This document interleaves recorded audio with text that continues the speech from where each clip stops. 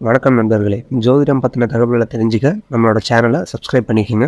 கும்பராசி அன்பர்களே, மனதளவில் பெரிய தைரியசாலியாகவும் உடல் அளவில் சாந்தமான தோற்றமும் கொண்ட உங்களுக்கு காதல் நாயகன் சுக்கிரன் உங்கள் ராசியிலேயே குடியேறப் போகிறார். உங்களுக்கு தேவையானவற்றை சுக்கிர பகவானே தேடி வந்து தரப்போகிறார். யார் மூலமாக வேண்டுமானாலும் தன வரவு பொருள் வரவு வரும்.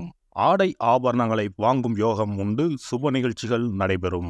வெள்ளிக்கிழமைகளில் பூஜை அறையில் சில்லறை நாணயங்களை கொண்டு மகாலட்சுமி தாயாரை உரிய ஸ்லோகம் சொல்லி வழிபட்டு வாருங்கள்.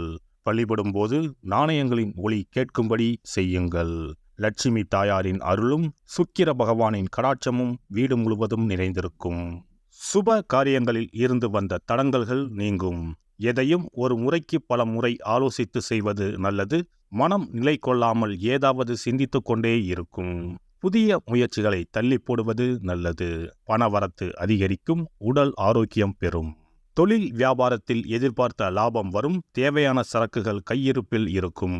புதிய நபர்கள் கூறும் வியாபாரம் தொடர்பான விஷயங்களில் முடிவு எடுக்கும்போது கவனமாக இருப்பது நல்லது. உத்தியோகத்தில் இருப்பவர்களுக்கு புதிய பதவிகள் அல்லது புதிய பொறுப்புகள் கிடைக்கும்.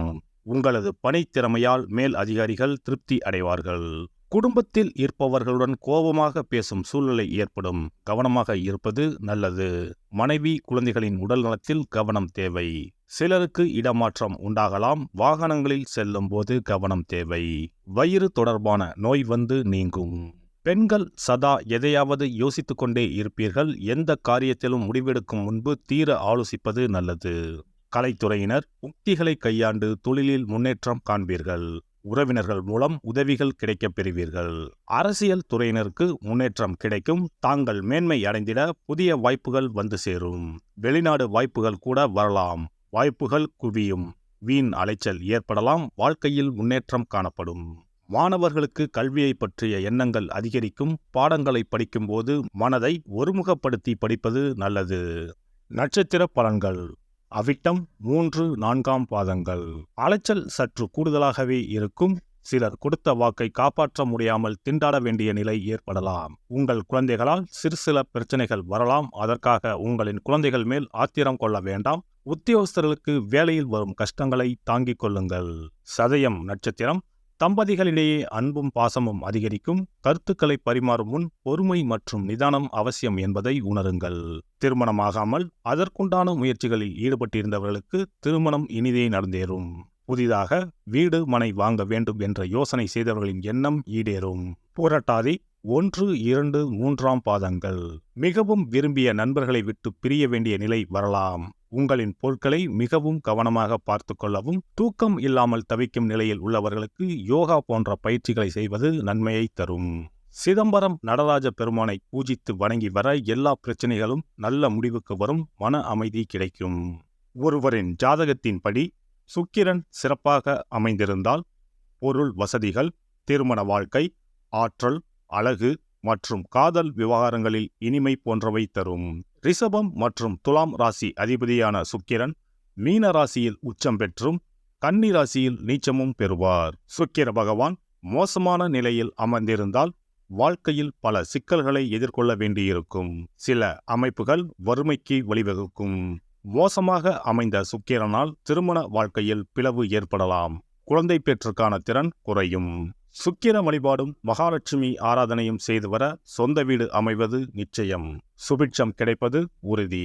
மகாலட்சுமி தாயாரை வணங்கி வந்தால் சுக்கிர யோகம் கிடைக்கப் பெறலாம். இல்லத்தில் சுபிட்சம் நிறைந்திருக்கும். பணம் இல்லாமலே வங்கி முதலான கடனை கொண்டு வீடு கட்டும் யோகமும் பலருக்கு உண்டு. அதேபோல் பணம் காசுக்கு குறைவே இல்லை என்று இருப்பவர்களுக்கு சொந்தமாக ஒரு வீடு கட்ட ஆசை இருந்தாலும் யோகம் அமையாமல் தள்ளி போவதும் உண்டு. சொந்த வீடு எனும் யோகத்தை தந்தருள்பவர்தான் வாஸ்து பகவான். பொதுவாகவே கட்டிடக்காரன் என்று சுக்கிர பகவானை சொல்லுவார்கள். சுக்கிர யோகம் ஒருவருக்கு வந்துவிட்டால் சகல சம்பத்துக்களும் கிடைப்பதற்கான வழிவகைகள் அமைந்துவிடும். சுக போகங்களுக்கு அதிபதியாக திகழ்பவர் சுக்கிர பகவான். வெள்ளிக்கிழமைகளிலும் ஞாயிற்றுக்கிழமைகளிலும் நவகிரகத்தில் உள்ள சுக்கிர பகவானுக்கு தீபமேற்றி 9 முறை நவகிரகத்தை வலம் வந்து வேண்டி வந்தால் சுகபோக வாழ்க்கையை தந்தருள்வார் சுக்கிர பகவான். ஒருவருடைய ஜாதகத்தில் சுக்கிர பகவான் உச்சமாக இருந்தால் இந்திரலோகத்துக்கு இணையான மிக பிரம்மாண்டமான வீடு அமையும் என்பது ஐதீகம். சுக்கிர பகவானையும் மகாலட்சுமி தாயாரையும் உரிய ஸ்லோகங்கள் சொல்லி தொடர்ந்து வேண்டி வந்தால் வீடுமனை யோகம் நிச்சயம் அமையும் என்கிறது சாஸ்திரம். வெள்ளிக்கிழமை என்பதை சுக்கிர வாரம் என்று சொல்லுவார்கள்.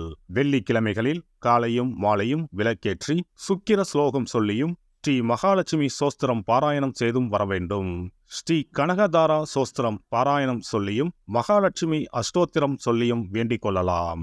அருகில் உள்ள ஆலயத்திற்கு சென்று நவக்கிரகத்தில் உள்ள சுக்கிர பகவானை மனதார வேண்டிக் கொண்டு 9 முறை சுற்றி வந்து பிரார்த்தனைகள் மேற்கொள்ள வேண்டும். அதேபோல் பெருமாள் கோவிலுக்கு சென்று மகாலட்சுமி தாயாருக்கு வெண்மை நிற மலர்கள் சார்த்தி லட்சுமி அஷ்டோத்திரம் கனகதாரா சோஸ்திரமும் ஜபித்து பிரார்த்தனைகளை தாயாரிடம் வைத்து வேண்டி வழிபட வேண்டும். வேண்டியதையெல்லாம் தருவார் தாயார். மகாலட்சுமி தாயாரை வணங்கி வந்தால் சுக்கிர யோகம் கிடைக்கப் பெறலாம். இல்லத்தில் சுபிட்சம் நிறைந்திருக்கும். புது வீடு பால் காய்ச்சும் யோகமும் உண்டாகும். ஜாதகத்தில் சுக்கிரன் வலுவாக இல்லையெனில் வெள்ளிக்கிழமைகளில் சுக்கிர பகவானுக்கு மிகவும் விருப்பமான வெள்ளை அல்லது இளஞ்சிகப்பு ஆடைகளை அணிய வேண்டும்.